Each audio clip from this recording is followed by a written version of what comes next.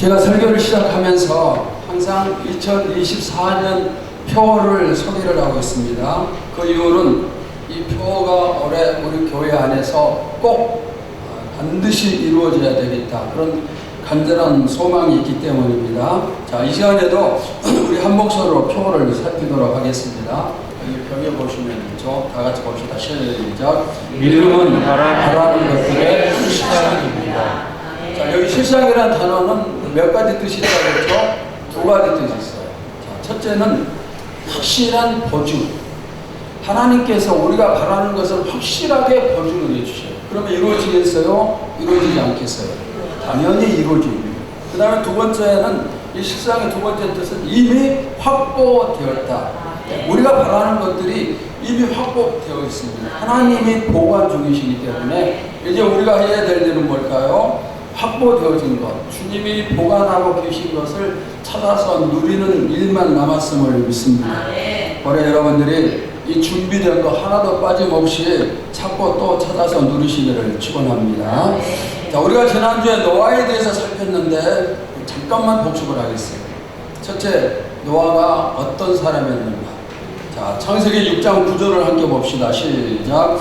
이것이 노아의 조건이라. 노아는 의인이요 당대의 완전한 자라. 그는 하나님과 동행하였습니다. 자, 노아가 어떤 사람이요? 첫째, 의인이요. 두 번째, 당대의 완전한 자라. 세 번째, 하나님과 동행하는 자라. 자, 그 다음에 두 번째, 노아는 하나님께 은혜를 입은 사람이었습니다. 세상 모든 사람들이 죄악에 깊이 빠져들었어요. 그래서 하나님이 온 세상을 심판을 하십니다. 그런데 노아는 구해주십니다. 그러면은 왜 노아를 구해주시는가? 그가 의인이고 완전한 자고 하나님과 동행했기 때문에 구해주시는가? 우리가 그렇게 생각하기 쉽지만은 그게 아니고 무엇이라고 했어요? 하나님의 무엇 때문에? 은혜 때문에. 하나님이 은혜로 노아를 구해주셨습니다. 우리가 잘나서 구원받은 게 아니고 하나님이 은혜를 베풀어 주셔서 우리가 구원을 받았다는 이 사실, 여러분 잊지 말고 감사하시기 바랍니다. 세 번째, 노아는 순종의 사람이었습니다. 하나님의 세상을 물로 심판을 하시기로 계획을 세우시고 노아에게 방주, 즉 배를 치워라, 이렇게 말씀을 하십니다. 배의 크기가 얼마나 되는가? 길이가 137m, 그 다음에 넓이는 23m, 높이는 14m. 여러분, 이 정도 크기면 정말 어마어마한 그런 크기의 배가 되겠죠. 어떻게 노아가 이렇게 큰 배를 지을 수가 있을까요? 그러나 노아는 하나님이 시키시는 대로 전부 다 순종을 했습니다. 그 다음 네 번째, 노아와 그의 가족이 구원을 받았습니다. 당시에 이 지구상에 몇 명의 사람들이 살고 있었을까요? 몇 천만 명? 아니면 몇 억 명? 우리가 얼마나 사는지 모르겠지만 그 많은 사람들 가운데서 유일하게 노아의 가족 8사람만 구원을 받았습니다. 그 다음 다섯 번째, 방주에서 나온 다음 노아가 첫 번째로 했던 일이 무엇일까요? 하나님께 제사를 드려요. 즉 예배를 드립니다. 새로운 세상이 시작됐습니다. 새로운 세상, 그리고 새로운 땅에서 첫 발을 내딛고 노아가 첫 번째로 했던 것은 하나님께 예배하는 것. 우리도 이 예배를 정말 소중히 여기면서 올해도 예배의 승리자가 되시기를 축원합니다. 자, 오늘은 믿음장 시리즈 5번째 시간인데 오늘까지 계속해서 노아를 살피도록 하겠습니다. 자, 첫째, 방주 속의 생활을 한번 살펴보겠습니다. 노아의 가족이 방주 속에 들어갑니다. 그리고 거기서 1년이 넘게 생활을 합니다. 약 370일 정도 계산을 하는데 이 방주, 배는 지붕을 뚜껑으로 덮고 있습니다. 왜? 비가 들어오지 못하도록. 이제 40일 동안 홍수가 임하는데 비가 들어오지 못하도록 지붕을 뚜껑으로 덮고 그 다음에 방주 옆에 창문을 닫아요. 벽에 창문을 닫습니다. 그 다음에 그 안에서 노아의 8가족과 그 방주 안에 들어있는 모든 짐승들과 새들이 함께 거기서 생활을 합니다. 그러면 여러분 한번 생각해 보세요. 그 방주 안에서 수많은 짐승들과 새들과 함께 생활할 때 그 생활이 어땠을까요? 몸이 편안했을까요? 마음이 평안했을까요? 여러분 혹시 이사하고 그런 계획이 있으면 이렇게 기도하세요. 하나님, 내 몸이 편하고 내 마음이 평안한 곳으로 이사하게 해주세요. 그렇게 기도하면은 또 여러분들에게 좋은 또 처소를 주시리라고 믿습니다. 자, 노아의 8가족과 각종 짐승과 새들이 생활하는데 어땠을까요? 한번 여러분들 이것을 생각해 보세요. 여러분이 집 안에서만 1년을 꼼짝하지 않고 집 안에서만 생활한다. 그러면 얼마나 답답할까요? 1년 동안 이 밖에 한 번도 나가지 못해요. 실내에만 있어야 됩니다. 방이나 거실에만 있어야 되고 또 1년 동안 땅을 한 발자국도 딛지 못합니다. 한 번도 디뎌보지 못합니다. 밟아보지 못해요. 그리고 지붕이 덮였기 때문에 푸른 하늘을 쳐다볼 수도 없고 신선한 바람도 들어오지 않겠죠. 일광욕도 하지 못하고 얼마나 답답하겠습니까? 거기서 끝이 아니에요. 그런데 그 안에 수많은 짐승과 새들이 함께 생활하기 때문에 미세먼지가 많이 발생하고 공기가 좋지 않겠죠. 또 좋지 않은 냄새도 많이 났을 겁니다. 여러분들이 가끔 무더운 날씨에 여름에 차를 타고 가다가 도로가에 소를 키우는 농장이나 닭을 키우는 농장이 있을 때 거기서 들어오는 냄새가 얼마나 고약한가. 그런 냄새 맡아보셨을 겁니다. 아마 방주한도 비슷했을 수가 있습니다. 그리고 소가 울고 개가 부르짖고 새들이 울고 얼마나 시끄러웠을까요? 방주는 천국이나 에덴 동산과 같은 곳이 아니고 광야와 같은 곳입니다. 방주는 구원받은 노아의 가족이 사는 곳입니다. 구원받은 우리도 방주에서 사는 성도들입니다. 이스라엘 백성이 애굽에서 해방된 다음에 광야로 들어갑니다. 광야에서 40년 생활하고 가나안 땅에 들어가는데 이 애굽과 광야와 가나안은 영적인 의미가 있어요. 애굽은 예수 믿지 않는 시대를 얘기하고 광야는 예수 믿는 생활을 얘기해요. 그러면 가나안은 뭘까요? 천국을 의미합니다. 그럼 방주는 어디를 의미할까요? 천국입니까? 아니에요. 방주는 구원받은 노아의 가족들이 살고 있는 곳 광야와 같은 곳입니다. 그럼 방주 속에 있는 노아의 가족에게는 천국은 어디일까요? 방주에서 나와서 땅에 발을 딛는 그 순간부터 그 가정에 천국이 시작됨을 믿습니다. 우리는 예수 믿고 구원을 받았어요. 그래서 우리는 지금 광야 생활을 하고 있는 사람이고 방주 안에 생활을 하는 사람입니다. 우리가 예수 믿으면서 착각하는 게 하나 있는데 어떤 것입니까? 예수를 믿고 구원을 받으면 모든 것이 형통하고 문제가 생기지 않고 병도 걸리지 않고 설령 병이 찾아와도 치료가 되고 취직도 잘 되고 돈도 잘 벌고 하는 일마다 형통하고 가정은 평안하고 행복하고 이런 것을 꿈을 꿉니다. 그러나 여러분이 신앙생활을 하면서 느낀 게 뭡니까? 착각. 이런 생각은 착각입니다. 예수 믿는 생활에 무슨 생활을 하겠습니까? 광야의 생활, 방주 안에 생활을 하고 있습니다. 광야는 사람이 살기 힘든 곳이에요. 물이 없어요. 양식이 없습니다. 나무도 없습니다. 그래서 그곳에 사는 것은 힘들고 방주도 마찬가지로 살아가는 게 쉬운 게 아닙니다. 광야와 방주는 똑같은 의미예요. 이처럼 우리 믿는 성도의 생활에 힘든 것은 분명한 사실입니다. 구원은 받았어요. 구원은 분명히 받았지만은 이 땅에 사는 동안에는 힘든 삶을 살아야 됩니다. 그러나 이 힘든 삶은 천국에 가면은 끝입니다. 우리의 힘든 삶은 천국에 가야만 끝이 납니다. 그러니까 여러분이 신앙생활 하면서 힘들 때마다 어디를 바라봐야 돼요? 천국을 바라보면은 이길 수가 있습니다. 여러분 아멘입니까? 네. 자, 우리 다 같이 천국을 사모하면서 찬양 한 장 하도록 합시다. 저 하늘에는 눈물이 없네, 거기는 슬픔도 없네. 저 하늘에는 눈물이 없네, 거기는 성기만 있네. 고통은 모두 다 사라져버리고 영광만 가득하겠네.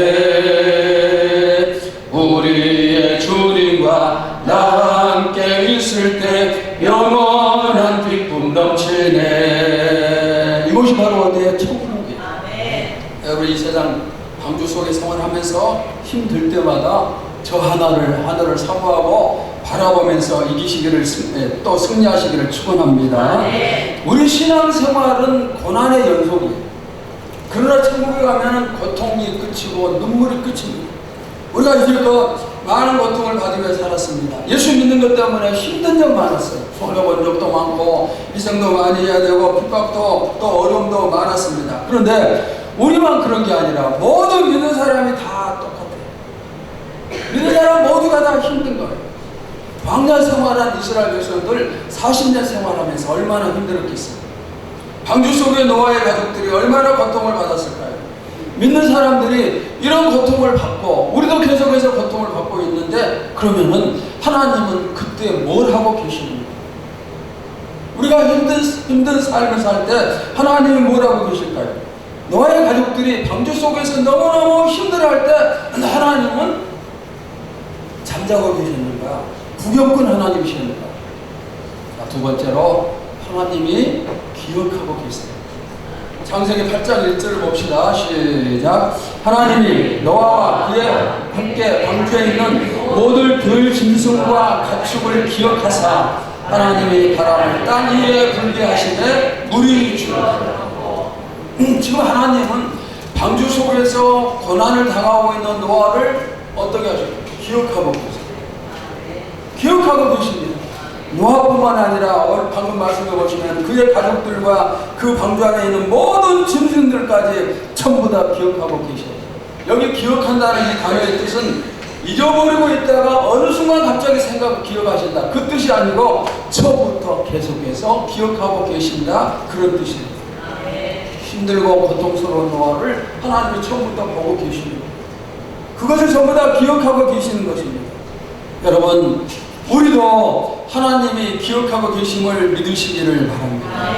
지금 내 이 상황을 하나님이 기억하고 계십니다. 내가 힘든 것 하나님이 알고 계세요. 내가 무거운 짐을 지고 고통당하는 것 하나님이 알고 계십니다. 여러분들이 돈 때문에 절절 매는 것, 또 병들어서 고통당하는 것, 취직을 해야 되는데 길이 열리지 않는 것, 사업의 길이 열려야 되는데 막힌 것, 결혼을 해야 되는데 대학에 합격을 해야 되는데 또 공과금이 밀리고 월세가 밀려있고 부부 사이가 좋지 않아서 큰소리가 많이 나오고 직장 생활에 스트레스가 많고 자녀들이 아직 예수 믿지 않아서 그래서 마음의 고통이 심하고 이 모든 것을 하나님이 전부 다 알고 계세요. 기억하고 계십니다. 하나님이 우리를 기억하고 계신다는 것은 우리와 나와 함께 하신다는 그런 뜻입니다. 하나님이 항상 나와 함께 하심을 믿습니까? 잠깐 함께 하시는 하나님이 아니라 언제나 항상 함께 하시는 하나님이십니다. 문제가 있어도 문제가 없어도 하나님은 나를 기억하고 계시고 나를 1분 1초도 떠나지 않으시는 그런 하나님이세요. 성경에 하나님이 우리와 함께 하신다는 말씀이 자주 나옵니다. 이사야 49장 15절을 봅시다. 시작. 여인이 어찌 그 전 먹는 자식을 잊겠으며 자기 태어서 난 아들을 긍휼히 여기지 않겠느냐. 그들은 혹시 잊을지라도 나는 너를 잊지 아니할 것이다. 여러분, 엄마가 젖 먹는 아이를 어떻게 잊을 수가 있을까요? 그런데 혹시 잊을지라도 하나님은 우리를 잊지 않으세요. 우리를 기억하시는 하나님이십니다. 자, 시편 139편 2절에서 4절 여기도 함께 봅시다. 시작. 주께서 내가 안고 일어섬을 아시고 멀리서도 나의 생각을 밝히 아시오며 나의 모든 길과 내가 눕는 것을 살펴보셨으므로 나의 모든 행위를 익히 아시오니 여호와여 내 혀의 말을 알지 못하시는 것이 하나도 없으시니라. 하나님은 내가 안고 일어서는 것을 아십니다. 내가 생각하는 것까지도 하나님은 아십니다. 내가 하는 모든 행동을 하시고 심지어 내가 말하는 것까지도 전부 다 알고 계시는 하나님이세요. 하나님이 우리에 대해서 모르시는 것 단 하나도 없어요. 여러분의 가정에 무엇이 필요한가? 무슨 문제가 있는가 알고 계시고 우리 교회가 어떤 형편이고 우리 교회가 무슨 기도를 하는가 하나님이 전부 다 알고 계십니다. 시편 23편을 오늘 또 소개해 드리겠습니다. 23편 1절 2절 같이 봅시다. 시작. 여호와는 나의 목자시니 내게 부족함이 없으리로다. 그가 나를 푸른 풀밭에 누우시며 쉴만한 물가로 인도하시는도다. 우리의 목자 되신 주님이 이 이제까지 우리와 함께 하시려 인도해 주셨습니다. 그리고 오늘도 인도해 주시고 내일도 인도를 해 주십니다. 단 한순간도 우리를 떠나지 않고 영원토록 우리와 함께 하시는 주님, 그분이 우리의 목자가 되셔서 앞서가십니다. 우리는 그분의 뒤를 따라가면 됨을 믿습니다. 노아의 모든 것을 알고 기억하시는 하나님이 그 다음에 무슨 일을 하시는가? 다시 창세기 8장 1절을 함께 봅시다. 시작. 하나님이 노아와 그와 함께 방주에 있는 모든 들 짐승과 가축을 기억하사 하나님이 바람을 땅 위에 불게 하시되 물이 줄어들었고. 자, 하나님 뭐라고 계시죠? 일하고 계세요. 왜 일을 하십니까? 노아를 빨리 방주에서 나오도록 하기 위함입니다. 노아가 방주에서 나오려면 땅을 덮고 있는 물이 줄어들고 땅이 말라야 나올 수가 있습니다. 그렇게 하기 위해서 바람을 동원해서 하나님이 지금 일을 하시는 중이에요. 바람이 불면 빨래가 잘 마르는 것과 같은 그런 이치가 되겠죠. 하나님이 노아의 고통을 전부 다 알고 계세요. 그리고 끝입니까? 아니에요.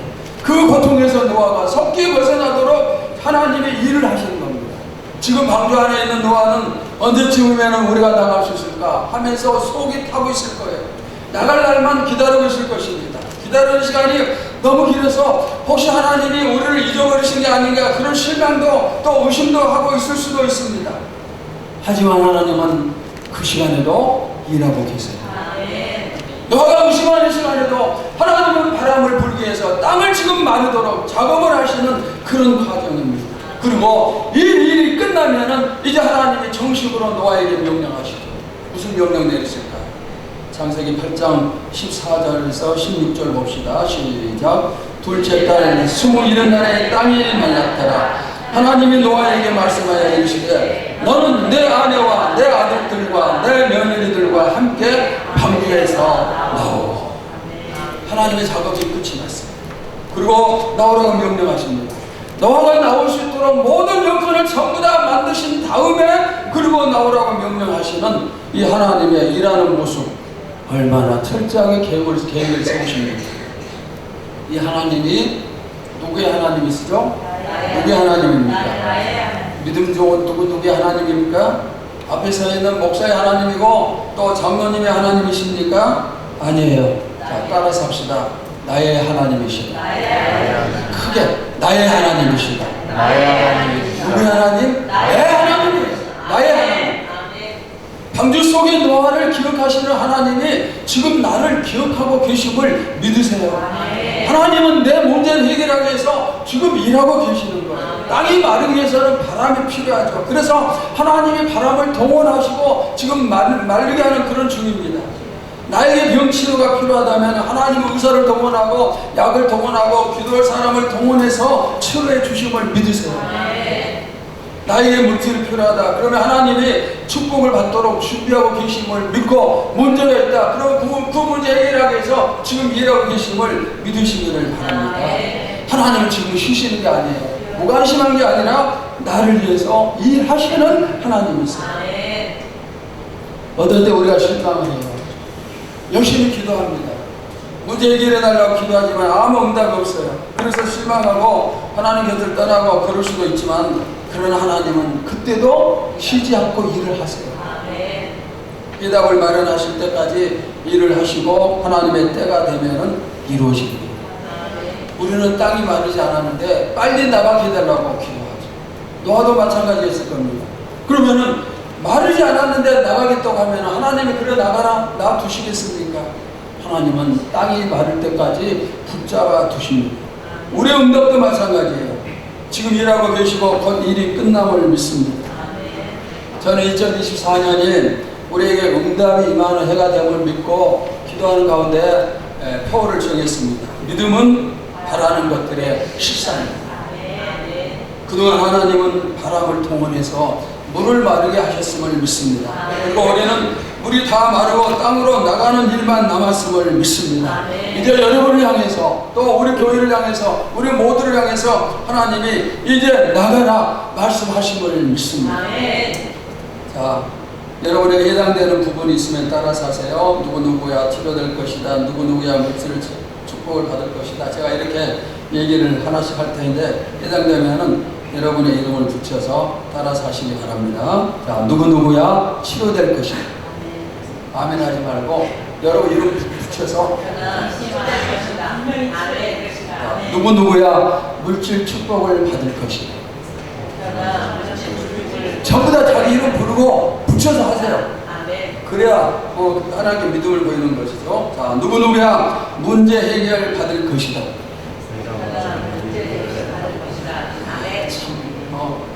여러분 이름을 붙여서 누구누구야 내 문제가 해결받을 것이다 이렇게 하면 되겠죠.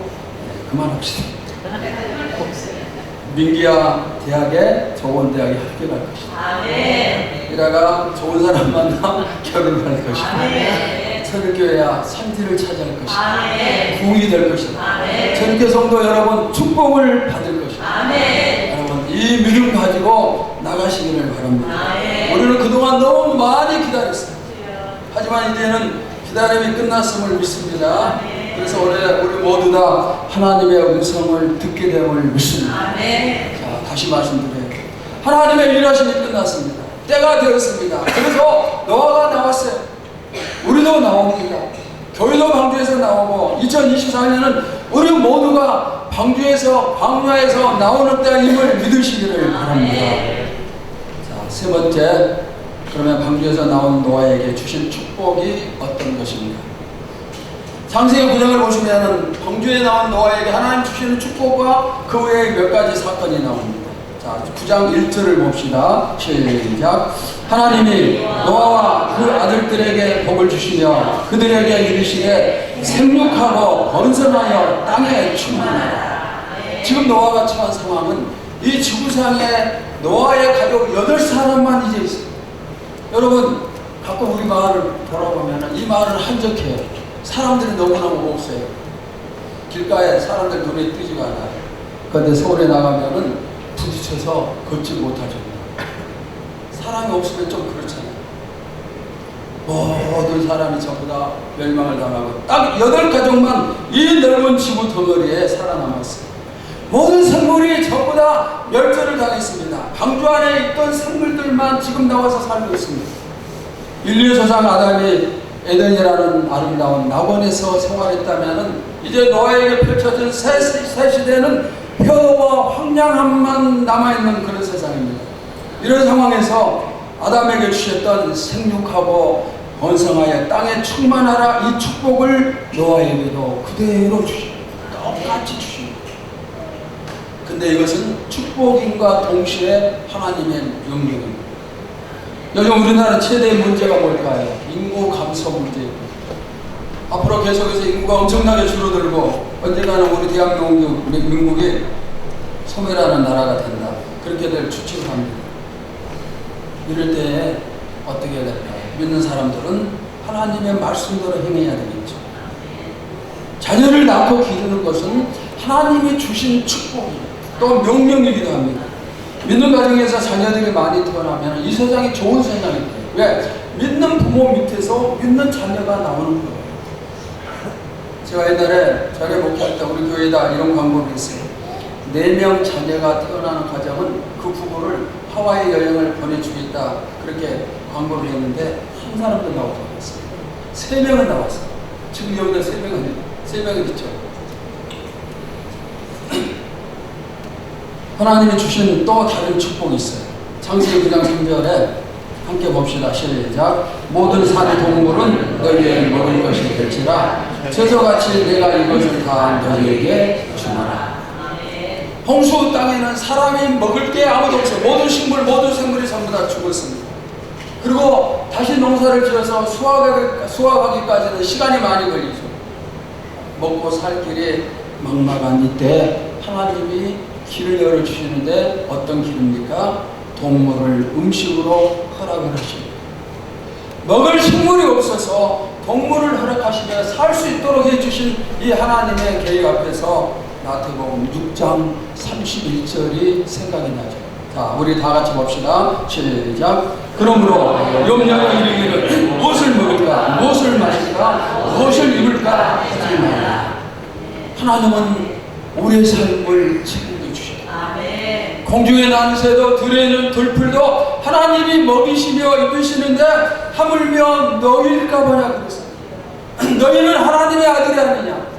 아들을 낸 너희를 하나님이, 아버지 되신 하나님이 왜 책임져 주시지 않겠느냐. 당연히 책임져 주신다. 그러니 뭘 먹을까, 뭘 입을까, 뭘 마실까 염려하지 말라. 주님이 말씀하셨죠. 여러분, 주께서 여러분의 미래를 책임져 주심을 믿습니다. 우리는 미래를 위한 준비가 되어 있으면 안심을 해요.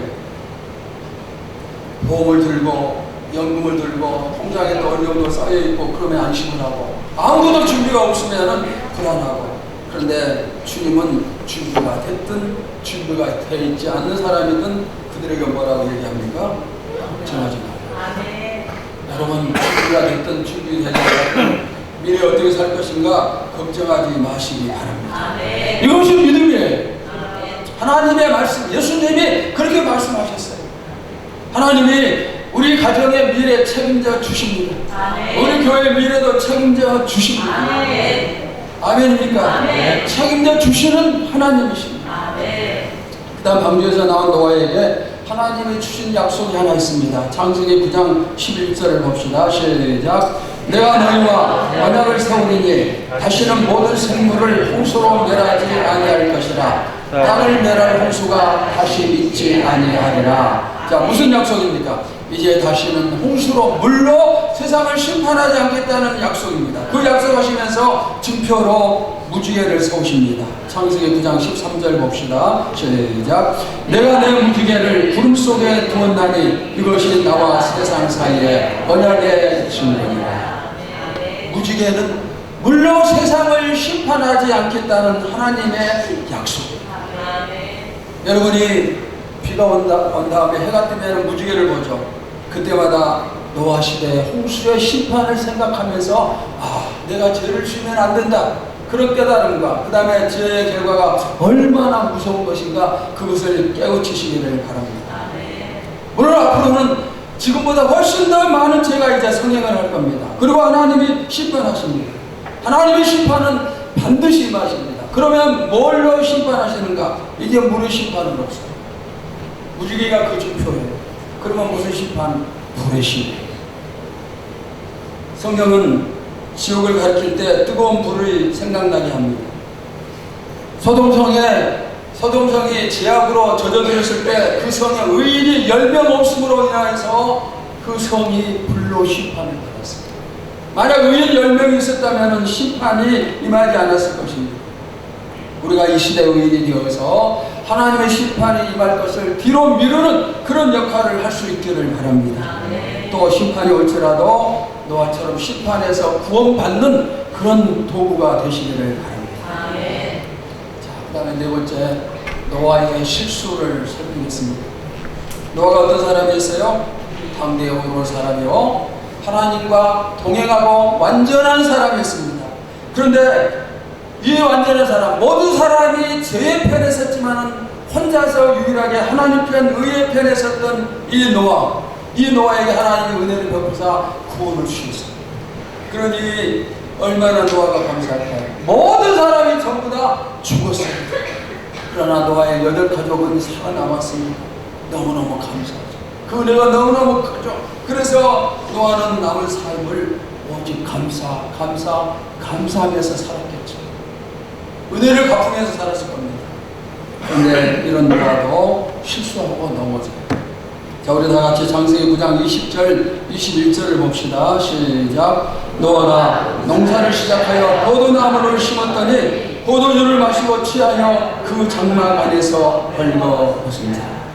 포도주에 취해서 옷을 벗고 이제 그냥 정말 부끄러운 모습을 아들들이 알게 된 거예요. 성경은 우리에게 말씀하죠. 뭐라고 말씀합니까? 술 취하지 말고 오직 성령의 충만함을 받으라 말씀합니다. 심판에서도 구원받았던 노아가 이렇게 넘어지리라고 누가 상상이라도 했겠습니까? 그러나 넘어졌어요. 노아는 우리에게 경고를 줍니다. 특별히 신앙생활 잘하는 성도들에게 경고를 줍니다. 너희도 언제 무너질지 알 수 없으니 조심하고 겸손하라.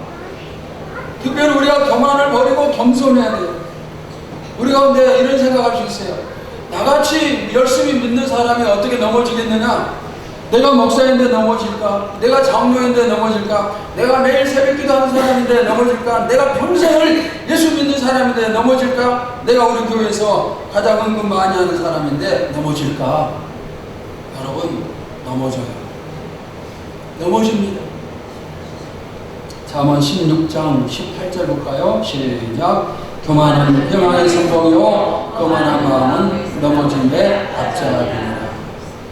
교만하면은 무너져요. 자, 한 구절 더 봅시다. 잠언 18장 12절입니다. 시작. 사람의 마음에 교만은 멸망의 성공이요 겸손은 존귀의 길자락이니라. 그러니까 교만을 버리고 낮은 자 겸손한 자가 되어야 됩니다. 사탄은 우리를 넘어뜨리기 위해서 애를 쓰고 있어요. 자, 베드로전서 5장 8절 봅시다. 시작. 근신하라 깨어라 너희 대적 마귀가 우는 사자같이 두루다니며 삼킬 자를 찾나니. 오늘도 아니 예배 드리는 지금 이 시간에도 여러분 한 사람 한 사람에게 틈을 노리는 거예요. 사탄이 틈타기 위해서 기회를 엿보고 있습니다. 어떻게 하면은 넘어지게 하고 죄를 짓게 할까 고민하면서 기회를 찾고 있습니다. 하나님께 인정받았던 다윗, 이스라엘 최고의 왕이었던 다윗이 틈을 보이자 사탄이 침투했고, 사탄이 침투했을 때 다윗은 밧세바를 취하는 그런 죄를 범합니다. 여러분 잘 아시죠? 베드로도 틈이 보였을 때 예수님을 부인하고 도망치는 그런 죄를 범했습니다. 우리도 이미 무너진 기억이 많아요. 그러나 앞으로는 무너지지 않기를 바랍니다. 앞으로는 반드시 승리하고 또 승리하시기를 축원합니다. 앞으로는 무너지면 안 되겠죠. 사랑하는 사랑하는 성도 여러분, 하나님이 나를 기억하고 계세요. 나의 모든 형편을 알고 계십니다. 내가 얼마나 힘든지, 무슨 문제 가지고 있는지, 어떤 기도의 제목을 가지고 있는지 하나님은 알고 계시고 지금 그 문제를 해결하기 위해서 일하고 계십니다. 그리고 일이 끝나면은 여러분을 향해서 이제 누구누구야 방주에서 나오라 말씀을 하실 것입니다. 우리 모두 다 하나님의 나오라는 이 음성, 이 말씀을 꼭 듣고, 그래서 이제 땅에 발을 딛고 준비된 축복을 모두 다 누릴 수 있기를 주님의 이름으로 축원합니다. 하나님 감사합니다. 오늘 우리에게 노아를 통해서 많은 교훈을 주심을 감사를 드립니다. 지금 하나님께서 우리를 보고 계십니다. 우리를 기억하고 계십니다. 우리가 어떤 문제를 가지고 있고 이 문제를 해결하려고 기도하는 모든 것 전부 다, 우리가 말하는 한마디까지도 하나님은 전부 다 알고 계시고 생각하는 것까지도 전부 다 알고 계신다고 했습니다. 그리고 알고 계시는 데서 끝나는 것이 아니라 그 문제를 해결하기 위해서 일하고 계신다고 했습니다. 아버지 하나님, 올해는 주님께서 우리를 향하여서 음성을 들려주심을 믿습니다. 너의 모든 문제가 해결되었으니 이제 방주에서 나오라, 이 음성을 우리에게 들려주심을 믿습니다. 우리 모두가 이 음성을 듣고 믿음은 바라는 것들의 실상입니다가 이루어지는 그 축복을 누리게 하여 주시옵소서. 우리 교회도 우리 성도들도 어린아이들까지 한심령 빠짐없이 이 축복의 주인공 되게 하여 주시옵시고, 그리고 이루어질수록 더욱더 겸손하게 하여 주시옵소서. 예수님의 이름으로 기도하옵나이다. 아멘.